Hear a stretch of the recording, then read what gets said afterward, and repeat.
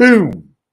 Greetings from YouTubeville. Once again, Danny Savage, Draft Guru. If you like the video, subscribe. It don't cost a dime. 3 days away. Uno, dos, tres. 3 days away from the draft. By far the best beard on YouTube. Today, just going to be talking some NFL, all 32 team draft buzz. How ironic. How ironic. Now, Shedeur Sanders and Jackson Dart pulled out of going to the draft. How ironic. Last week, the Giants worked out Shedeur. That's smoke and mirrors, bro. Shedeur, listen, I don't have a problem with the kid. I really don't. He doesn't have a cannon. His arm, he does not have the arm strength to play in Giant Stadium. And that's not a knock on this kid, because there's been, over the last 50 years, there's been plenty of quarterbacks. Over the last 75 years, there's been plenty of quarterbacks. I'd say 50 years, because they used to play in New York. Actually, ironically, the Giants are from New York, but they play in New Jersey. But where they play, it looks like Kansas, bro. It is all flat. And the wind out there is brutal. So for the last 50, 40 years, there's been plenty of quarterbacks that they don't have the arm strength to play in that stadium. Especially late in the season. Yo, I'm not joking, bro. Yeah, I used to work out there, man, when I was a kid. Yo, you could be in one part of the stadium, you're fine. You go to another part of the stadium, you're freezing. You're freezing. The wind is brutal. Brutal. It cuts right through you out there. So he's dropping. Shedeur's dropping. He goes, I'm not going to the draft now. Like I said, the Giants, that was just smoke and mirrors. Jackson Dart is sliding. I think the team might look to get him in late first round, early second. As for Pittsburgh trading up for Shedeur, it looks like Shedeur is going to be there at 21. And ironically, Pittsburgh doesn't even have a second-round pick.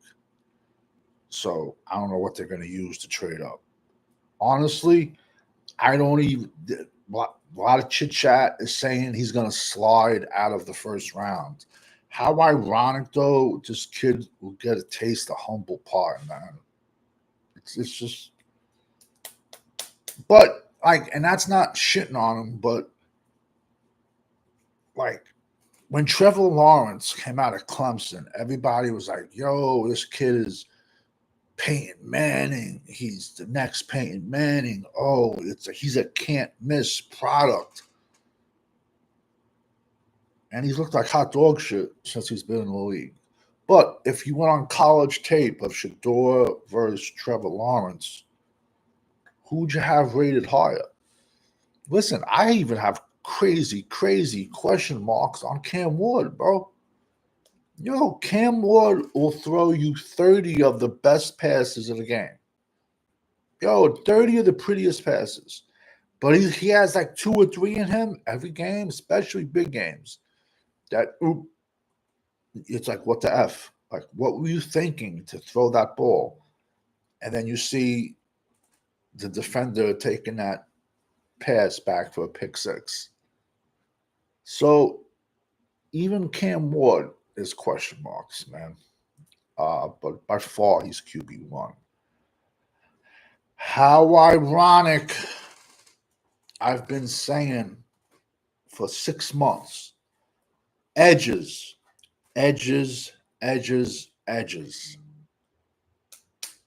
Flying up the board. Mikael Williams, Georgia. 6'5", 260, only 20. Flying up the board. Mike Green, if you're okay with his off-the-field stuff. Marshall, 6'4", 255. If you're okay with him. if you're okay with his answers to the accusations, and can he maintain weight? A lot of these guys are also scheme specific. A lot of like I have Jalen Walker as a linebacker. Well, some teams look at him as an edge.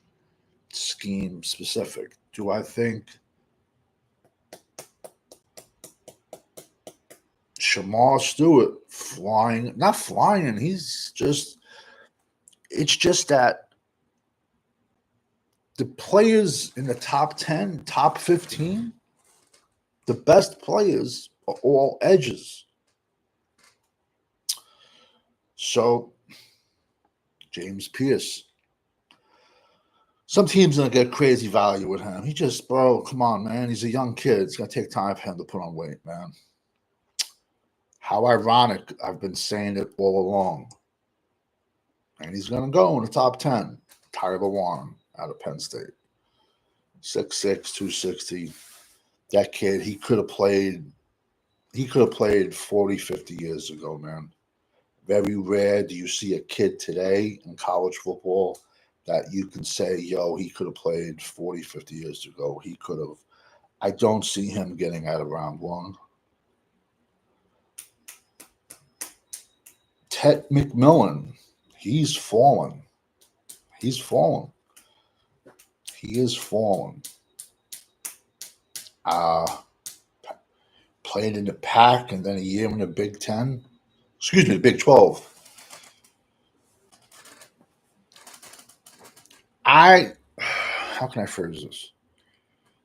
If you're expecting him to come walk into your stadium and be a number one right off the bat, you're sadly mistaken, man. He's not. I think he's slower, and his times are all over. I'm at the pro day, into the combine.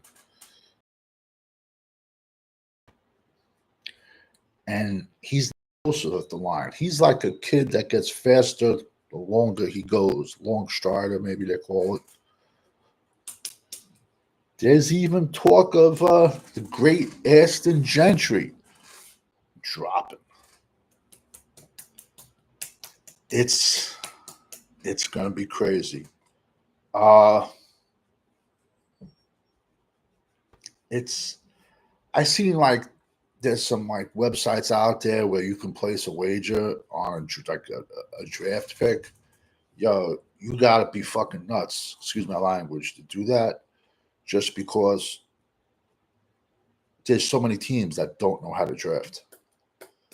Just like how many fantasy football leagues you do, and half the people don't know how to draft. This is the same as fantasy football. There's just billionaires playing it.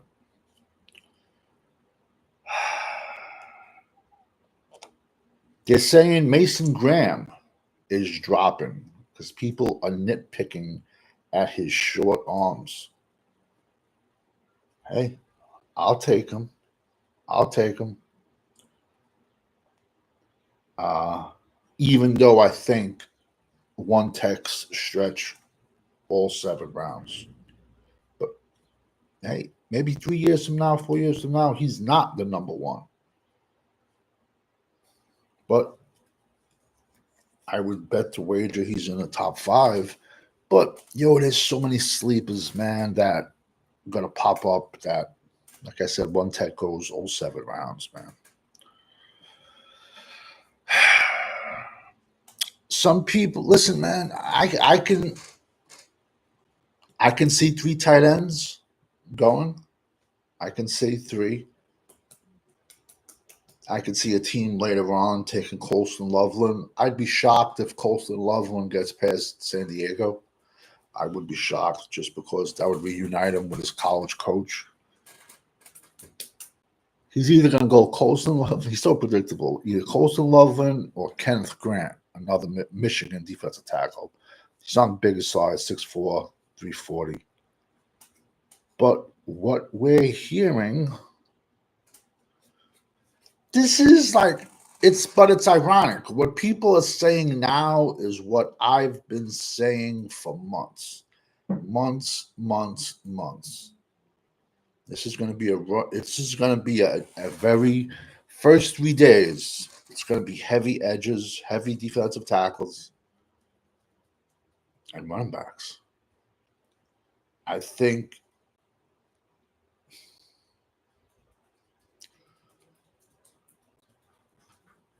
I think the run. I mean, do I think Gentry gets out of the 10? No. But I think the run on running backs is going to start late round one.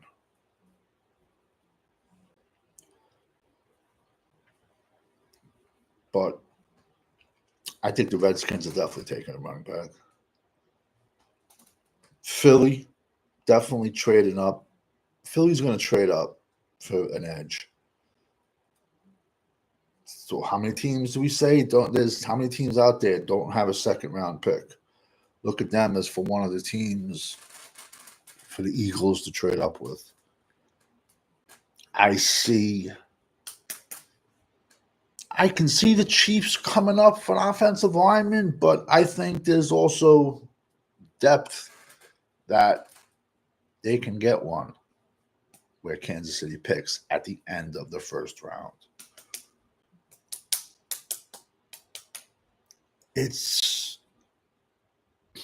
Listen, man. What do they tell you when you take a test? If you write down an answer, then you change it, you're most likely changing a right answer to a wrong answer. So listen, man. I mean, don't second guess yourself. Stick with it, and that's it, man. Because it's I do think you're going to see a lot of trades, just because I think there's teams in the top 10, even to 12, that are looking to bail. They're looking to get back. They don't want no part. If one of their edges are not there, they're going to be looking to trade back. There's a lot of teams looking to get out of there. I do predict the top three will be Cam Ward. I'm going to say Cleveland. I'm going to say Cleveland goes Abdul Carter, just because I think Myles Garrett, who is a prototypical 4-3 end, and then you got to worry about Abdul Carter coming, who's not a prototypical 4-3 edge at all. And I don't know why people put him in the edge category when he was much more successful being an off the ball linebacker and even rushing the passer as an off the ball linebacker versus an edge. And the edge experiment at Penn State lasted 3 games. Then they put him back to linebacker. So, and then look in the playoff game when they put Abdul Carter at edge against Oregon. Bro, he got smacked around and got his lunch taken from him. Connolly ran over him, bro. But the tape is right there for you to see, man. Like I said, running backs are going to start to go late. I think the receivers. I think some receivers are going to slide. I do. I don't think Golden goes as high as a lot of people think. The kid from Texas. Who knows? But like I said, man, 3 days, man. And like what you have to look for now, and especially in the media, is the red herrings. Right now, man, everything is smoke and mirrors. What you see, the so-called draft channels that pop up, don't.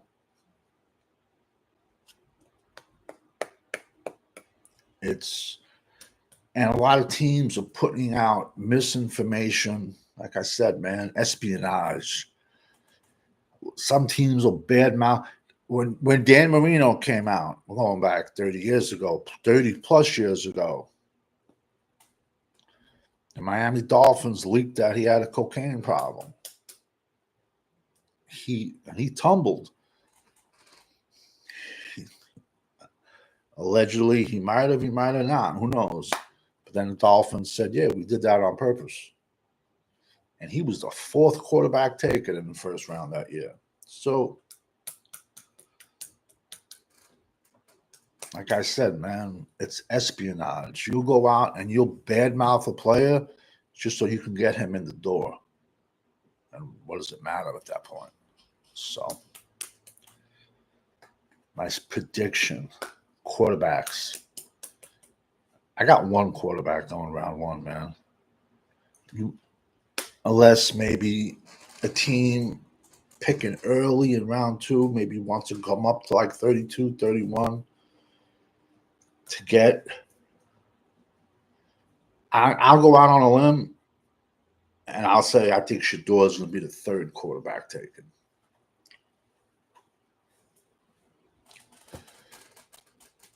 Seems like the crown is not as shiny as everyone thought it was, but I think one of the big reason is they don't want to deal with the circus that comes with him. Getting jersey retired, dealing with prime. Yo, whoever drafts him, it's going to be like Swifty 2.0. Whenever Kansas City makes a big play, whenever Kelsey makes a play, where does the camera go? To fucking Swifty. When Shador ever makes a good play or a bad play, where's that camera going to go? To Prime. Because you know who's going to beat all those games, man. And a lot of these coaches, general managers, and the owners don't want that. Then I'm going to say there's a few that probably do. But that's just my 2 cents. Later on, I got 2 more mock drafts coming out. I got a Big Ten mock draft, and I got an all-injured mock draft. So like I said, the all-injured mock draft, I don't want to hear shit where they go. We're just ranking the injured players for the people that don't watch college football. Because we all know when you're rocking with the GWO, it's for life, over and out.